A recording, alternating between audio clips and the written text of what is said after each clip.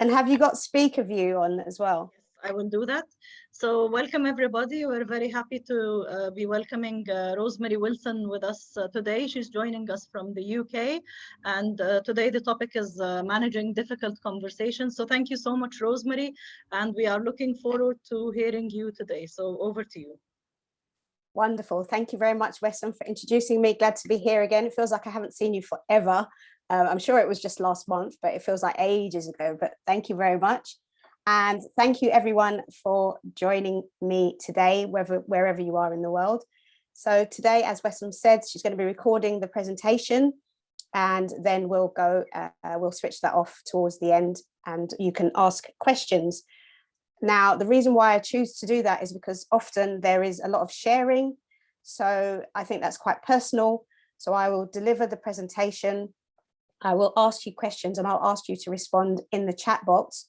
And then we can have a good old discussion at the end, but just be mindful of, as Wesson said, of what you share and what you say, because you never know who's recording. So thank you very much. And here we go. So it's the topic is managing challenging conversations or managing difficult conversations, however you choose to look at it. It's all the same. My name is Rosemary Wilson. For those of you who have never seen me or met me here before, I am one of the consuls of Internations. I am consul of London Inspired Women's Group and the Londoners of All Nations. And I do one event in each of those groups every month. If you are on LinkedIn and you want to connect with me, you want to have a different professional discussion, continue the discussion, see what I talk about or what I'm doing, please use your phone and connect with me using that QR code on LinkedIn. But I'll also share other ways you can get in touch with me if you have something that you want to talk to me about personally. You're happy to get in touch. I'm quite open within reason. So today I'm going to be covering difficult conversations, but I'm very much about emotional intelligence. So I'm going to use emotional intelligence, that's EQ, as a basis. Sometimes you'll see emotional intelligence written as EI, but I'm going to be using that as a basis for this conversation. I'm going to be asking you self-reflection questions throughout the session so that you get something for yourself. And then I'm going to talk about, managing difficult conversations. How do you go about it? I'm going to look at some perspectives, and I've included a part about calling things out. So, as you can obviously see, I am a woman, I'm a Black woman, and sometimes I am in environments where things need to be called out, inappropriate conversations, inappropriate behavior. Sometimes I'm in that environment where I need to call things out. And there's a particular way you can go about doing that. So that might be relevant for some of you, especially in the professional space that you're in. And then we'll open up for Q&A. That's when we'll switch off the recording and we can get stuck in. I've had my dinner today, so I can stay on longer. I won't be crying that I'm really hungry. So my first question to you is, what do you find challenging to discuss? Just one or two words. Don't give me a paragraph because I'm not going to read it. Just one or two words, just so I can quickly have a read through and see what you're saying. So what do you find difficult or challenging to discuss? Share with me, please, so I can read them out. I'll put my glasses on.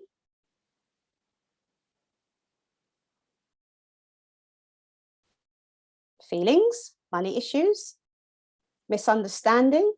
Yeah, okay. Emotions, confrontation, behavior, personal matters. Yep, sensitive matters. Yep. Okay. All right. That's nothing surprising there. Yeah, pay rise. Yeah, I was wondering if that would come up. Pay rise and misunderstandings in work, behavior and values. That's interesting. We find that difficult to discuss. Perhaps you can share a little bit more about that at the end, Sandy, as well. Personal relationships. All right, cool. Thanks very much. Yeah, as I said, no surprises there. And we'll go into that in a second about what you find difficult to discuss. So the basis of this session is around emotional intelligence, and emotional intelligence is about self-awareness and awareness of others. So these are the 5 elements that I speak about when I speak about emotional intelligence. So self-awareness, so how aware of your own emotions are you? Because sometimes it can be really, really easy to blame behaviors on other people rather than looking inwards at our own behavior? How do you regulate yourself when you're feeling particularly angry or upset? How do you manage your emotions? Are you someone who shouts at other people? Are you someone who sulks, sits quietly in a corner?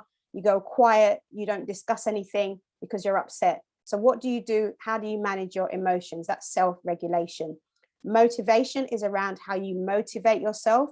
So, and it's more about longer term goals. So looking at your success, how do you motivate yourself and how do you motivate others, rather than just sitting on the couch eating popcorn every day? You know, we're thinking about longer term goals. How do you motivate yourself in a long-term goal, long-term scenarios? Empathy, are you willing to place yourself in someone else's shoes? So sometimes when you're having a difficult discussion, empathy can be like the magic tool of really supporting you to get through those areas. And social skills. Social skills is about how you interact with other people, how you build rapport, you build chemistry with other people. So that's the basis of emotional intelligence. I'm not going to go into detail about emotional intelligence, but that's the basis. That's where I'm going to be coming from. So it's about managing your own emotions for interaction with other people. And that's really important when you're having difficult discussions. So the EQ point is about understanding yourself and others, as I've said. It's about being aware of the biases you make and the assumptions you make. Sometimes you meet someone and you assume all sorts of things about them instead of asking. So you make up things in your head about that person instead of asking them. And if you come into situations where you're having a difficult discussion and you're making assumptions and not really acting on the truth or the facts, then that can, when you go into a conversation, you are full of your own ego, full of your own self, you know, what you want, not about what anybody else wants. So it's emotional intelligence is about moving away from that ego-centered behavior. It's also about balancing your emotions, improving your relationships, and most importantly, having effective communication. So having really good communication structure, especially when you're having difficult discussions. So how do you go about that? So when you think about challenging conversations, so as you've already said, some of you said personal situations, sensitive situations, pay rise, there might be stuff where people are behaving badly, you're in a relationship, a friendship or a family member or a love relationship. So any of these you will have challenging conversations within these areas. Sometimes when you're in an environment where you've heard inappropriate or offensive language that needs to be called out, that's really important that you have the tools to be able to embark on challenging conversations. I'm being mindful of my language because I recognize that not everybody, English is not everyone's first language. So I'm just being very mindful and thinking about what I say and making sure you understand me. So all of these areas have the potential for further conflict or escalation. So if you are in a particular situation, so a topic that, I don't know, you are, like I said, pay rise, or if you disagree with someone or someone offends you, then all of those areas have the potential for escalation, because everybody wants to come out, everybody wants to be the winner. And it's not often that we actually look inside and say, what do both parties want?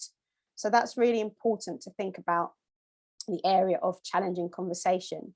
So when I ask you about a challenging conversation, what's the first word that springs to mind? So share with me now, what do you, if I say difficult conversation, what immediately comes to mind? Just one word, two if you must, but just one quickly so I can read it, rather than having a big paragraph that I have to churn through.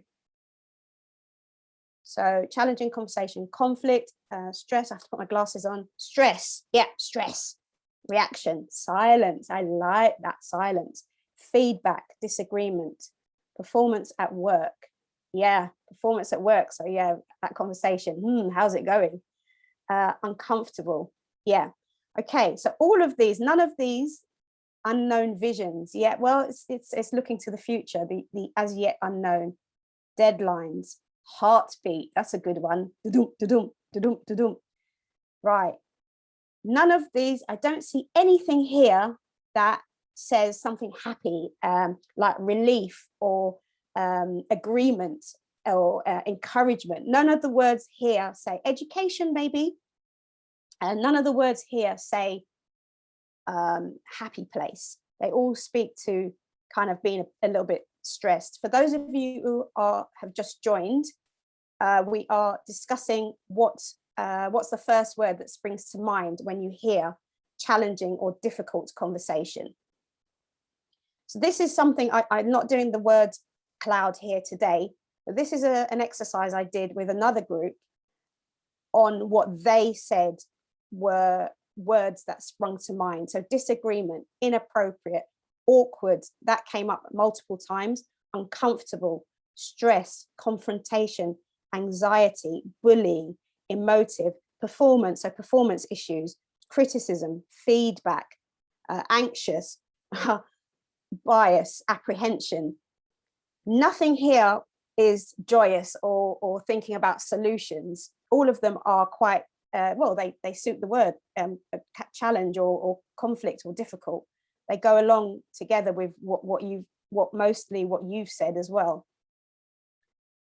So when we are thinking about difficult conversations or challenging conversations, there is an anticipation of conflict. You've already built up, this is not going to go well. In your mind, you've built that up. And you go into the conversations very often being uncertain, unsure of yourself, or apprehensive. So apprehensive means you're concerned that something will not go well. You're a bit cautious, you're wary. So the way to do that is, and nobody ever does this, well, most of the time, we don't go into a difficult conversation thinking, what tools do I have? What can I do? What can I use? Most people go in thinking, well, we'll see how it goes. But you're kind of geared up for a fight, because you've got this anticipation of conflict.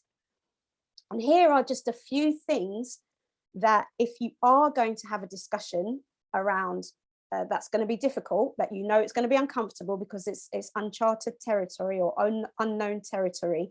You don't know what the outcome is going to be. It's really good to have tools to go into those conversations.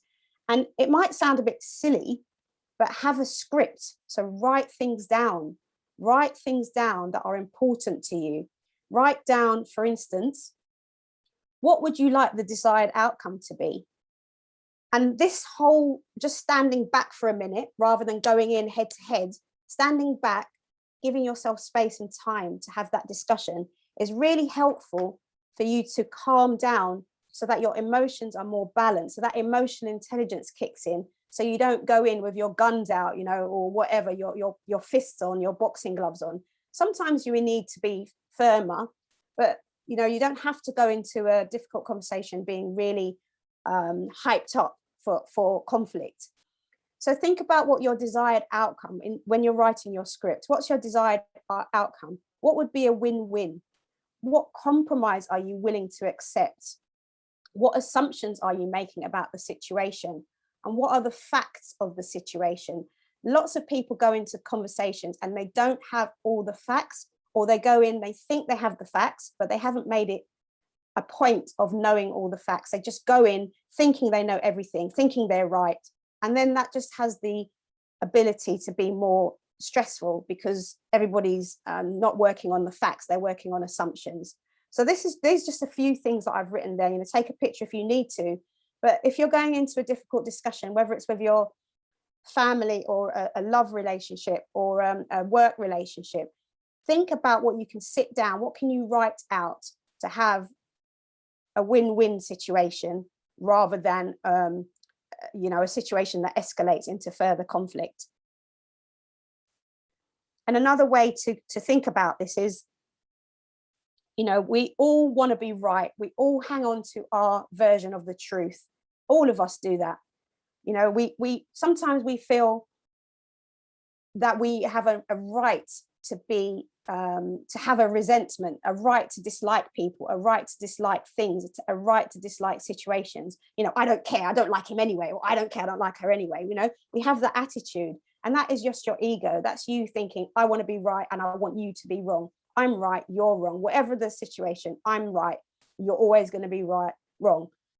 Or why can't you be more like me because I'm right? That's often the way that we go into situations.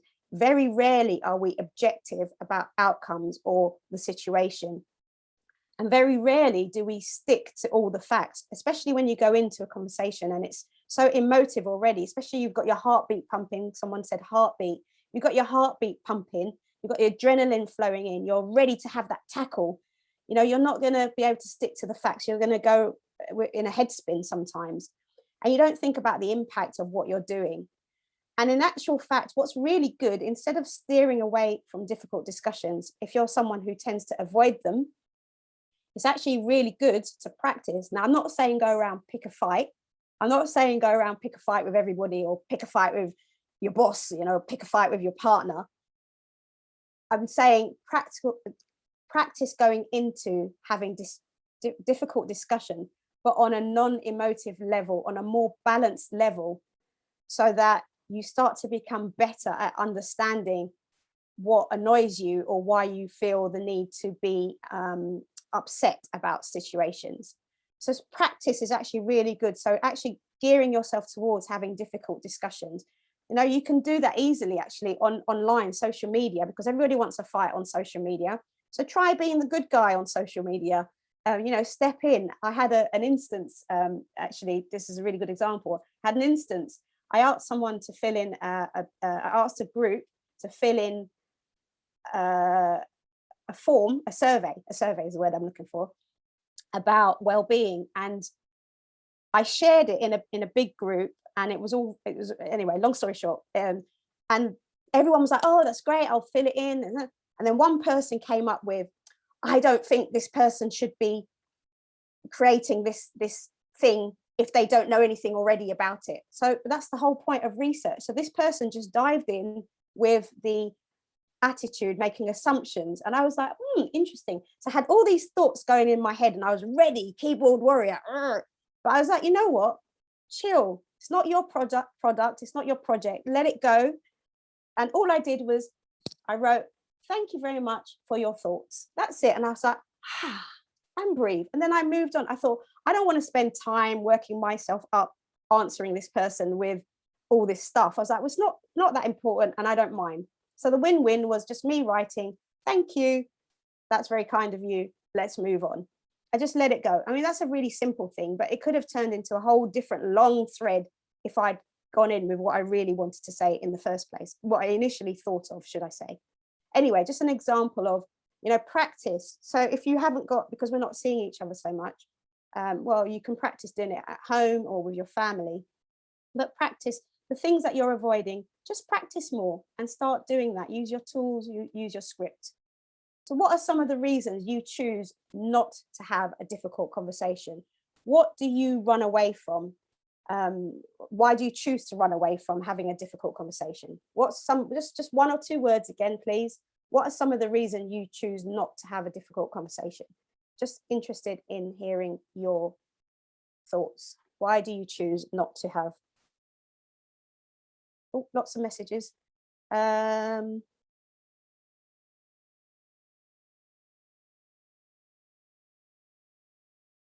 Awkward. Yep. Doesn't worth the conflict. Yep, I'm with you. Afraid of arguing. Yeah, afraid of confrontation. Yeah.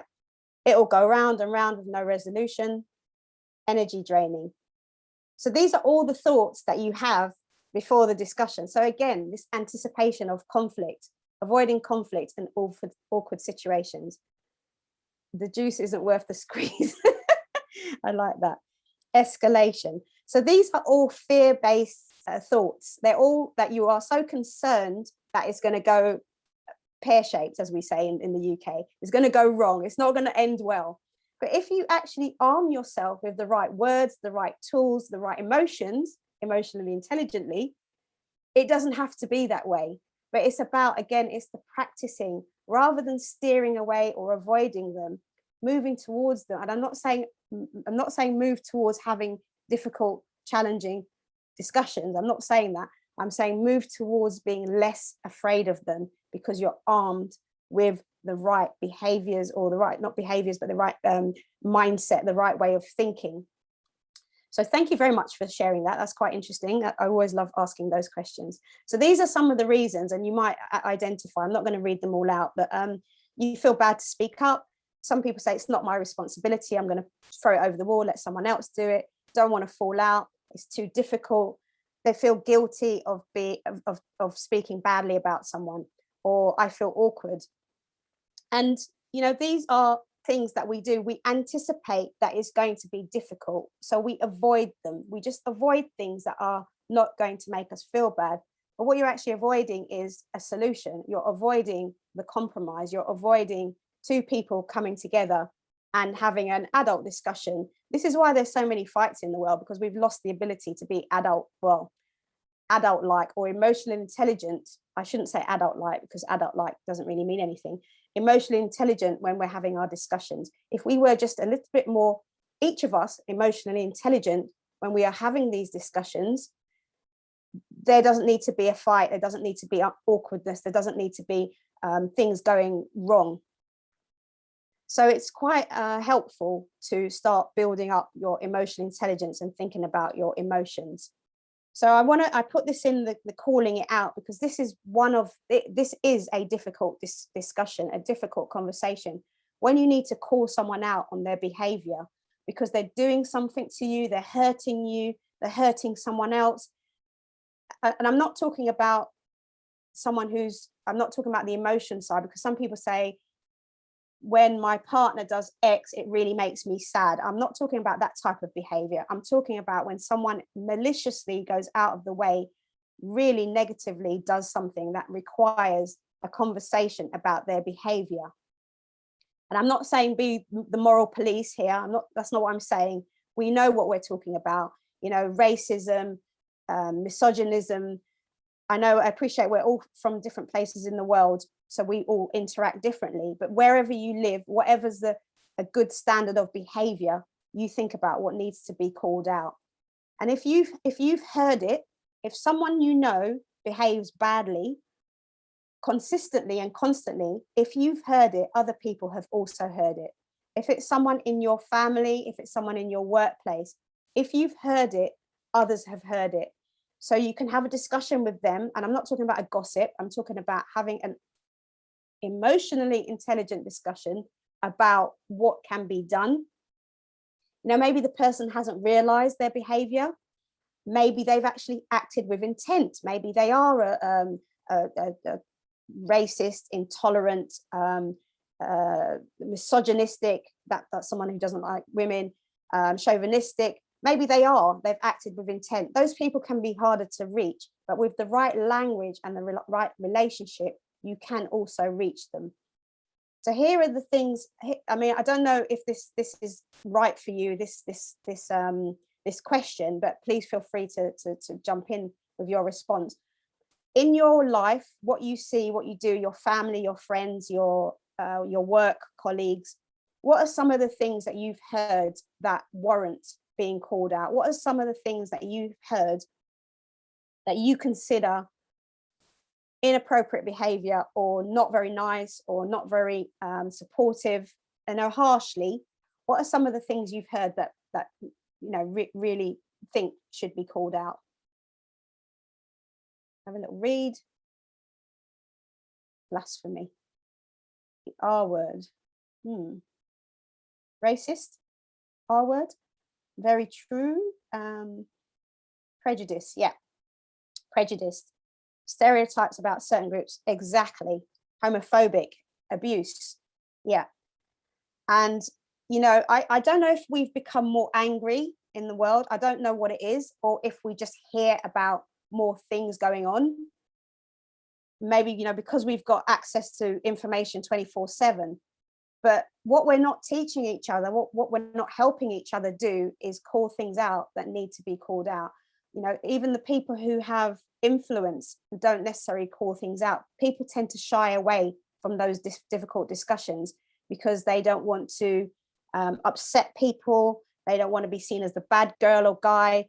So people do, and I don't know, it's something that's in me that if I see injustice or bad behavior or inappropriate behavior, I can't not call it out. I have to say something. I have to think sometimes about what I say, but I have been perhaps in enough situations now to know what to say and what to do about those types of situations. So maybe I'm more practiced, maybe because I'm a little bit fearless. I don't know. Sometimes I've got myself into difficult situations, even more difficult situations, because I've called things out. I don't know what's going to happen, but I'm not going to allow fear to close me up. I'm not going to allow fear to let things slide. So I am someone who will call things out when necessary. I do choose my battles. I don't want to get shot or, well, no, we don't have guns in England, but you know what I mean, depending where I am, I don't want to get stabbed or killed, but I won't allow fear to really stop me from saying something or calling things out. I'm mindful of it, but I don't want fear to stop me. So I encourage you also to do things. So here's just some simple questions, because if someone doesn't know how they're making someone else feel, some people just like being mean. Some people just like being mean. All the suggestions that you said about things that need to be called out. Some people just they enjoy being, I don't know, not very nice people. I don't know what that is. Perhaps because they're not happy in their own skin. But if you ask them self-reflective questions, they're more likely to think twice about doing the same thing again, or they're more likely to have a discussion with you about their behavior. You may not get anywhere the first time round, but you may very well persevere with the questions, these types of questions. But it does involve you leaving your emotions out of the discussion, which can be difficult. Not saying it's easy, but things that you can do. You can become better. So ask questions like, how might you feel if someone did the same or similar to you, rather than saying, oh, that wasn't very nice. Ask a question, how would you feel if someone did that to you? Or what did you mean when you said that? Or what's the reason you said or did that? So these are very basic questions. They're not long, they don't involve having long discussions. They involve the person to reflect on their behavior and then come back with a response. And then they'll start thinking about what they've said or what they've done. Or they might actually realize what they've said or what they've done. And I know this doesn't work for, I don't know, discussions when you've just met someone in the street and they've pushed you to get onto a train. That doesn't necessarily work, but this can work in familiar situation, and it could work in the right situation if if you're in a group or with people that you don't know. But the important thing is, these are helpful self-reflective questions. So take a picture, have a think, make your own, create your own. You can use them or use a version of them.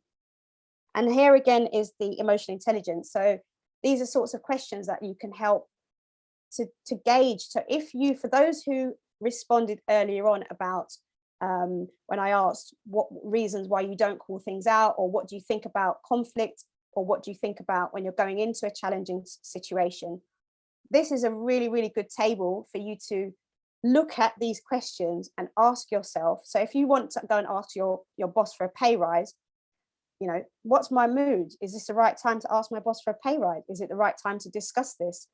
How important is this to me? Should I wait? If I wait, will I be avoiding the situation? So again, very simple questions that you can help to tap into with your before you go in to have these discussions or your script. Self-regulation. So don't go in fired up with unhelpful emotions. If you're particularly angry, don't go into that discussion. Hold off. That thing about writing it. Don't write an email immediately. Don't send an email immediately after you've written it if you're angry. Write it, walk away, calm down, come back to it, read it, review it. Write it, send it to someone else. Can you read this? Can you review it for me? Send it if you still feel the need to. But often when you get the tension out by writing it down, it can help you to analyze or think about what you want to say. So be firm or stern, but don't be angry. Be fair. Your mood matters to the situation. Motivation, what's the best outcome? Is there a compromise? What will the impacts be if I choose not to challenge? Empathy, what's going on for the other person? If someone's being abusive, rude, racist, talking about someone else's sexuality or sexual orientation, what's going on for them? And I appreciate that we've got different cultures here, but I'm giving you a broad perspective of things as well. So empathy, what's going on for the person? Do you know? Can you find out? How well do you know them? How well do you know them? Can you ask them more, questions about what's going on for them? And your social skills, how can you use your communication skills for the best outcome? Because what you do when you use your emotional intelligence and connectedness, what's missing from angry situations is a misconnection, because you're coming from this angle and that person's coming from that angle, or vice versa. You're not coming from the same angle. So how can you use that emotional intelligence and connection, that you both want a solution to resolve the situation? So again, take a picture if you need to, or wait for the recording or whatever, but use this as a basis to help you if you are wanting to improve your communication skills, especially around a difficult conversation. Or if you've been putting off a difficult conversation, this is brilliant. If there's something coming up that you need to get into with your boss, with your partner, your husband, wife, spouse, dog, cat, whatever, grandma, you can use this. And support is really good. So you don't have to do it on your own. If you're not ready to do it on your own, ask someone to help you. Again, I said, if you've heard it, others have, if it's inappropriate behavior. So ask someone to help you, speak to someone, get some support, get an advocate. Don't try and do it on your own. Really, really helpful. So I'm not going to read all the comments. I just saw some more comments coming in just now. I'm just going to carry on just because I'm aware of time. So as I said earlier, often what goes out the window with difficult conversations is the connectedness. We don't think about, this is a human being, I'm a human being. We can speak, we can communicate, and we can both come out with a win-win. We don't often do that. We go in, again, oh, I'm going to get this done, or you're going nervous because you're afraid of what the outcome is. So think about your difficult conversations, have a new perspective on them. Rather than going in with the kind of frustration and conflict idea, get to know what's going on for them, get to know that person, get to know the person on a different level, perhaps a deeper level if appropriate.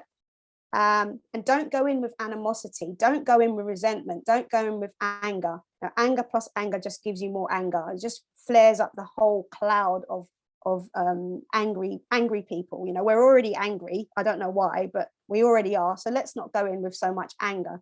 Let's go in with compromise. What's the good situation here? And say to them, I'm trying a new technique of emotional intelligence, having a discussion around difficult conversations. I don't know, for those of you who are brave enough, say to them, bring that in. I want to try something with you. Let's try this, coming in from a win-win point of view. And then that starts to remove some of the tension that you have around the discussion. So you're not nervous, you're not awkward, you don't think it's going to be difficult. You just go in with a little bit more ease, you slide in a little bit more, rather than thinking, oh my God, this is so tense. So think support focused. We are the sum of our habits. What you do every single day becomes who you are. Small or large, your micro habits become your macro habits. So these again are about human-centered conversations. Look for the human side. And if you're having a discussion with someone, you don't need to have all the answers. Ask questions, listen to what they're saying. Don't judge them. Listen to what they're saying, or ask. Get into understanding rather than aggression or anger or fear or really negative emotions. And don't tear people down. If you're not getting what you want, it could be that your communication could be improved. Don't tear others down. Don't talk about people because they're not doing things right. Get to the heart of what's going on and don't tear people down. Be a supporter rather than be a supporter and an advocate rather than someone who tears other people down. And call things out. If you need to call things out, call it out. Find a way, even if it's gently at first, but if you hear something, inappropriate behavior, orientation, disability, anything around those areas, color, creed, religion, if you are getting into that, sometimes it might feel like you're flogging a dead horse, but if you ask the right questions and you have the right attitude with your communication, you can resolve things. But avoidance is not the answer, and anger is not the answer. And be flexible in your approach. Be flexible and be open. And I know that sounds probably contradictory, but be flexible with what you want. Don't just say, I want what I want, that's it. Is there a room for maneuvering? Is there something, again, the win-win? Do you want a fight, or do you want a solution when it comes to your difficult solution? So have a think about that. Be flexible and use your emotional intelligence and step away from that kind of anger pot that we all seem to know and love. So coming up to the end here, what will you do differently after you've listened to this? And maybe nothing. You might say, what I've said is a whole load of waffle. I'm living in la la land, which is also fine. I'm not expecting you to buy into all of my thoughts, but I'm sharing what I do and what I've done to manage difficult conversations and be more effective in my communication. I come from a background where we don't really communicate. We don't really have really nice, lovely, normal conversations, but I've managed to come through that, and I'm probably one of the best communicators I know. So I can do it. If I can do it coming from my own background, anybody can do it, regardless of where you are in life. So what will you do differently? Ta-da! Tell me, will you do anything differently? Will you listen to the recording again, maybe, to figure out what you'll do differently? What, if anything, will you do differently? Ask more. Wonderful. Love that. Be aware of your emotions. Yeah. So when you're going into a situation, just check in, be an observer. It's like standing on the outside and checking, am I angry? Am I sad? Am I upset? Am I going that? Be less impulsive. Think before I act. Beautiful. Love it. Think about the outcome. Going to hold you to this. Listen not to answer, but to understand. Thank you very much. I love that. I love these things, the responses. Listen, so powerful listening. Yeah, instead of focus, what's the middle ground? Amen. Use more emotional intelligence. Check you out. Great. Woo-hoo. So, okay.